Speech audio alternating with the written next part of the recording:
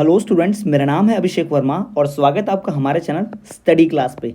So students, आज हम बात करने वाले हैं बाल्यावस्था एवं बाल विकास के इकाई 2, जिसका नाम है शारीरिक गत्यात्मक विकास यानी कि फिजिकल मोटर डेवलपमेंट। जी हाँ, शारीरिक गत्यात्मक विकास, इस इकाई की बात हम करने वाले हैं। तो वीडियो को एंड तक देखना है, आपको मिस नहीं करना है। मैं आपका बिना समय वेस्ट के बता दूं कि इस इकाई में आपको क्या क्या देखने मिलेगा। आपको देखने मिलेगा इस इकाई के सभी महत्वपूर्ण वस्तुनिष्ठ प्रश्न उत्तर यानी कि MCQ, ये सब देखने मिलेगा। साथ ही साथ आपको बहुत ही महत्वपूर्ण लघु उत्तरीय, दीर्घ उत्तरीय और अति लघु उत्तरीय प्रश्न उत्तर भी देखने मिलेंगे। तो चलिए शुरुआत करते हैं सबसे पहले इसके वस्तुनिष्ठ प्रश्न उत्तरों से। जी हाँ, अगर शुरू करें इसके वस्तुनिष्ठ प्रश्न उत्तरों, तो यहाँ पर देखिए भाई, ऑब्जेक्टिव वस्तुनिष्ठ प्रश्न उत्तरों की बात करते हैं। तो यहाँ पर देखिए सबसे पहला प्रश्न क्या है, बाल विकास में बुद्धि। ठीक है, बाल विकास में बुद्धि, थोड़ा सा गलत हो गया, मैं सही करता हूँ। बाल विकास में बुद्धि तत्व के प्रभाव का अध्ययन किसने किया। बाल विकास में जो बुद्धि तत्व है उस प्रभाव का जो अध्ययन है वो किसने किया है, तो वो अध्ययन किया भाई टर्मन ने। इसका सही जवाब क्या होगा, टर्मन। जी हाँ, इसका सही जवाब पहला होगा, टर्मन ने किया। फिर से देख लीजिए, बाल विकास में बुद्धि तत्व के प्रभाव का अध्ययन टर्मन ने किया। वही हम बात करें अगले वस्तुनिष्ठ प्रश्न उत्तरों की, देख लीजिए भाई, अगले जो हमारे वस्तुनिष्ठ प्रश्न उत्तर है उनको देखिए, उनकी बात करते हैं, बड़े इंपॉर्टेंट है सारे। ठीक है, तो चलिए यहाँ देखिए, दूसरा हमारा यहाँ पर यह कि अधिगम सिद्धांत के प्रवर्तक कौन थे, यानी अधिगम सिद्धांत दिया किसने। ठीक है, ये अधिगम सिद्धांत जो है वो किसने दिया है, तो ये देख लीजिए भाई, अधिगम सिद्धांत देने वाले जो व्यक्ति हैं वो कौन है, रॉबर्ट रिचर्डसन सीयर्स। कौन है भाई, रॉबर्ट रिचर्डसन सीयर्स। अधिगम सिद्धांत देने वाले व्यक्ति हैं रॉबर्ट रिचर्डसन सीयर्स। हमारा सही जवाब होगा अ। अधिगम सिद्धांत के प्रवर्तक कौन थे, तो रॉबर्ट रिचर्डसन सीयर्स। ये ऑब्जेक्टिव से वन वर्ड में भी पूछ सकते हैं, भी ध्यान रखिएगा। वही बात करें तीसरे प्रश्न की, तीसरा प्रश्न देखिए भाई, यहाँ पर थर्ड क्वेश्चन जो हमारा है उसको देख लीजिए आप। यहाँ पर थर्ड क्वेश्चन है कि काम वृत्ति के अनुसार विकास का सिद्धांत किसने प्रतिपादित किया है, यानी काम वृत्ति के अनुसार जब जिस उम्र में काम भावना जो है उत्पन्न होती है, उस विकास की, उस काम वृत्ति के विकास की जो सिद्धांत है वो किसने दिया है, किस व्यक्ति ने दिया है, तो वो दिया है भाई हमारे सीधे सीधे यहाँ पर फ्रायड व्यक्ति ने। हमारा अ, इसका सही उत्तर क्या होगा भाई, अ, यानी कि फ्रायड ने दिया है। बात करें चौथे प्रश्न की, बालक का विकास प्रारंभ कब होता है। भाई बालक का विकास कब प्रारंभ होता है, तो बालक का विकास प्रारंभ होता है भाई जन्म से पूर्व। जन्म से पूर्व ही हो जाता है ना, माता के पेट में पहले उसमें हाथ पैर बनना शुरू होते हैं, आपने देखा होगा भ्रूण से। जी हाँ, तो इसका सही जवाब होगा जन्म से पूर्व ही बालक का विकास प्रारंभ हो जाता है। अगला प्रश्न, स्टेनले हॉल के शब्दों में विकास की किस अवस्था को बड़े बल एवं तनाव, तूफान एवं विरोध की अवस्था माना गया है। मतलब स्टेनले हॉल ने जो डेफिनेशन दी है, जो परिभाषा दी है विकास की, वो उसमें उन्होंने बताया कि बड़े बल एवं तनाव, तूफान एवं विरोध की अवस्था है। कौन सी उस अवस्था को उन्होंने ऐसा कहा है, तो वो जो अवस्था है वो है भाई किशोर अवस्था। किशोर अवस्था में बालक बहुत तनाव में, डिप्रेशन में होता है। बालक कुछ भी कार्य करता है हमेशा विरोध करता है ना, ये होता है किशोर अवस्था में। बच्चे जब 12 से लेकर 18 साल के बीच होते हैं, वो अवस्था की बात हो रही है। अगला यहाँ पर प्रश्न देखिए, शिशु मना करने पर भी अग्नि स्पर्श कर लेता है, क्योंकि शिशु जो है, बालक जो है, उसको मना करो तब भी वो आग को छूता है। ऐसा क्यों करता है वो ऐसा इसलिए करता है क्योंकि वो जो है जिज्ञासु है, क्यूरियस है, हर चीज़ की जिज्ञासा है उनके मन में जानने की। अगला देखिए, नवजात शिशु होता है। नवजात शिशु भाई क्या है, नवजात शिशु सामाजिक प्राणी होता है, समाज में रहना चाहता है ना, परिवार वालों के साथ। अकेले थोड़ी जंगल में से छोड़ देंगे, कैसे जिएगा वो, नहीं जी पाएगा। तो नवजात शिशु होता है वह सामाजिक प्राणी होता है। अगला देखिए आठवां, बाल्यावस्था में कौन सा संवेग सर्वाधिक प्रभावशाली होता है। बाल्यावस्था में कौन सा संवेग यानी कौन सी भावना सबसे ज्यादा होती है, तो सबसे ज्यादा दुख सुख की भावना होती है। अब छोटे बच्चे से आप थोड़ा सा खिलौना छीन लो, रोने लग जाएगा, आंसू आ जाएंगे। थोड़ा सा उसको खिलौना मिल जाए, एकदम हंसने लगता है, खुश हो जाता है। तो बाल्यावस्था में जो दुख सुख की भावना है ना, संवेग, वो बहुत ज्यादा रहती है, ज्यादा प्रभावशाली रहती है।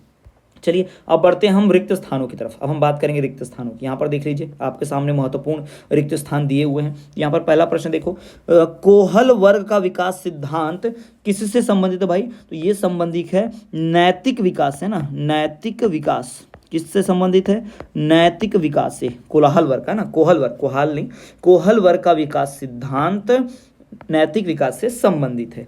बात करें वहीं दूसरे की, तो दूसरा अपन देखिए, जन्म के समय बच्चों में हड्डियों की संख्या कितनी होती है। जन्म के समय में 270 होती है। कितनी हड्डियां होती है भाई, 270। ठीक, बाद में मिलकर वो 206 हड्डियां बन जाती हैं। ठीक है, और उसके बाद बीच में 300 हड्डियां भी ऐसे आ जाती हैं, उसके बाद फिर मिलकर 206 होते हैं जब बड़े होने के बाद। ठीक है, तो यहाँ पर 270 बताया गया। ठीक, बच्चों के सामाजिक विकास में किसकी महत्वपूर्ण भूमिका है, बच्चे के सामाजिक विकास में भाई खेल की सबसे सर्वाधिक महत्वपूर्ण भूमिका। खेल, खेल बहुत इंपॉर्टेंट है बच्चे की सामाजिक विकास में, ध्यान रखेंगे आप। तो बच्चों को खेलने देना चाहिए। शारीरिक विकास का क्षेत्र क्या है भाई? शारीरिक विकास का जो क्षेत्र है वो है स्नायु मंडल। क्या है भाई? स्नायु मंडल। स्नायु मंडल जो है वो शारीरिक विकास का क्षेत्र है। अगला देखिए, विद्यालय बच्चों को प्रतिदिन भाई 3 बार संतुलित भोजन किया, यानी जो बच्चे विद्यालय जाते हैं, स्कूल जाते हैं, पढ़ते हैं, खेलते हैं, तो उनको भाई 3 बार, कम से कम 3 बार दिन में बैलेंस डाइट, संतुलित भोजन यानी भरपेट अच्छा खाना मिलना चाहिए, प्रोटीन युक्त, है ना। तो उन्हें संतुलित भोजन, बच्चों को, छोटे बच्चों को कम से कम जो स्कूल जाते हैं उन्हें 3 बार दिन में खाना देना आवश्यक है, सुबह, दोपहर और शाम। ठीक है, ये ध्यान रखना है। अगला देखिए यहाँ पर अगला प्रश्न, बच्चों में अस्थायी दांतों की संख्या कितनी होती है? भाई बच्चों में अस्थायी दांतों की संख्या जो होती है वह कितनी होती है?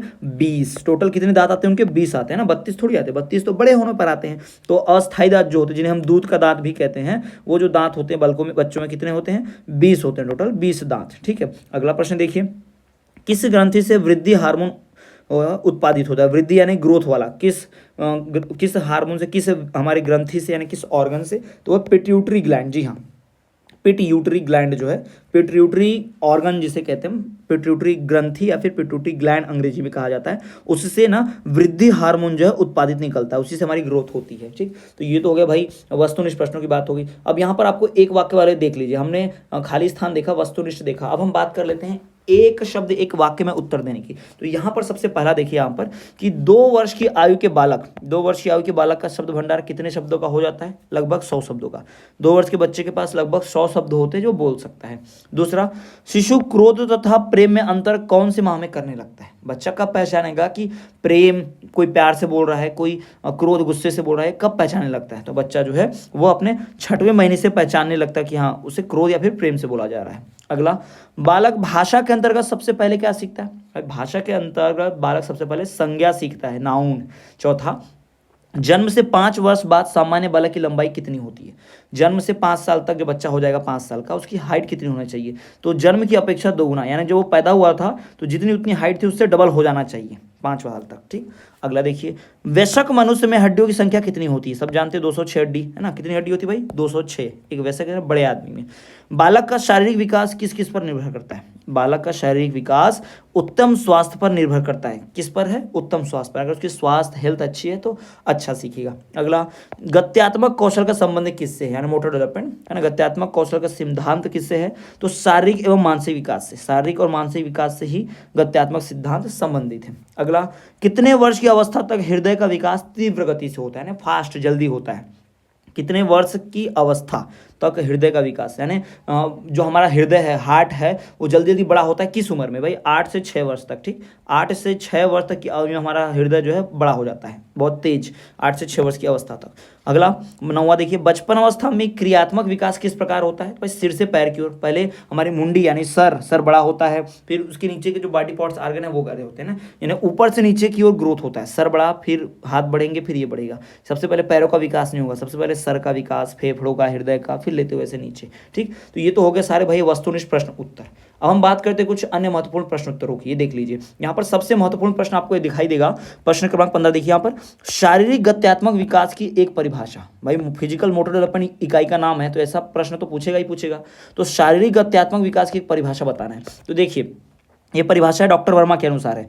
डॉक्टर वर्मा के अनुसार बालक की क्रिया करने की क्षमता के विकास को ही शारीरिक गत्यात्मक या क्रियात्मक विकास कहते हैं। जी हाँ, डॉक्टर वर्मा के अनुसार बालक की क्रिया करने की क्षमता के विकास को ही शारीरिक गत्यात्मक या क्रियात्मक विकास, गत्यात्मक या क्रियात्मक विकास क्या होगा? बालक की क्रिया करने की क्षमता। और ये दिया किसने भाई?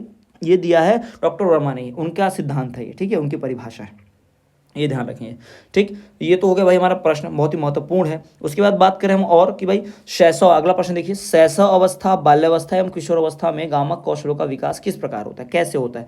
तो भाई हड्डियों का विकास होता है बचपन अवस्था में ना, बाल्यावस्था, किशोर अवस्था में आप जानते हैं लंबाई भी बढ़ती है। तो आप जानते हैं कि हड्डियों का विकास होता है, लंबाई बढ़ती है, भावनाओं का जो संवेग होते हैं उनमें उतार चढ़ाव आता है, सारी बातें होती हैं। तो फिजिकल डेवलपमेंट से जुड़ा हुआ प्रश्न है, बहुत ही महत्वपूर्ण है, इसको आप पढ़ लीजिएगा, याद जरूर कीजिएगा। ठीक, और एक प्रश्न यहाँ पर कि अधिगम और परिपक्वता में अंतर, उतना महत्वपूर्ण तो नहीं है लेकिन है। तो चलो बताता हूँ। अधिगम और परिपक्वता जो है वो भाई दोनों का घनिष्ठ संबंध है, दोनों एक दूसरे से जुड़े हुए हैं, इस बात को ध्यान रखिएगा। परिपक्वता का मतलब क्या है भाई, सीखने की हमारी प्रक्रिया को प्रभावित करता है। परिपक्वता का अर्थ है मानसिक, शारीरिक आदि विकास की प्राकृतिक प्रक्रिया है जो किसी अर्जित व्यवहार के प्रकट होने से पूर्व आवश्यक है, ये ध्यान रखिएगा, ठीक है। और अगर हम बात करें अधिगम की, तो भाई अधिगम सीखना, परिपक्वता जो है वो अनुभव से आती है और अधिगम जो है वो सीखना होता है, करके सीखना होता है, ठीक है। तो ये होगा हमारे सबसे महत्वपूर्ण प्रश्न उत्तर। ये हमारा इकाई 2 शारीरिक गत्यात्मक विकास, फिजिकल मोटर डेवलपमेंट के प्रश्न उत्तर, वस्तुनिष्ठ प्रश्न उत्तर, सबसे महत्वपूर्ण। तो स्टूडेंट्स, अगर आपको वीडियो जरा सी पसंद आई है, आपको जानकारी लायक लगी है, यूजफुल लगी है, तो इस वीडियो को लाइक करके चैनल को सब्सक्राइब जरूर कीजिए। साथ ही साथ अगली वीडियो आप कौन सी देखना चाहते हैं चैनल पे कमेंट जरूर करें, इस वीडियो पे कमेंट करें। तो चलिए स्टूडेंट, मिलते हैं आपसे अगले वीडियो में, तब तक के लिए देखते रहिए हमारा चैनल स्टडी क्लास।